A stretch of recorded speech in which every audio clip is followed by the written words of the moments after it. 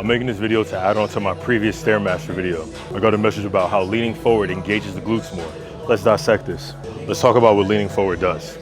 Now, usually when you see people lean forward on a Stairmaster, they're like this. But how to properly lean forward, which I do not advise, especially when fatigued, is by hinging at the hips. When you hinge at the hips, you further accentuate this angle here so that you can activate the glutes more.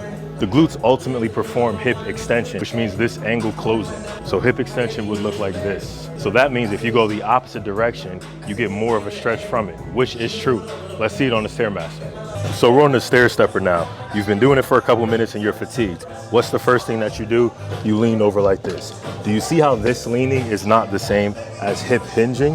When I say I see all of you leaning on it like this and using it incorrectly, that's because you're not only hinging at the hips, you're increasing the kyphosis in your spine, which means rounding of it, which is ultimately dangerous altogether.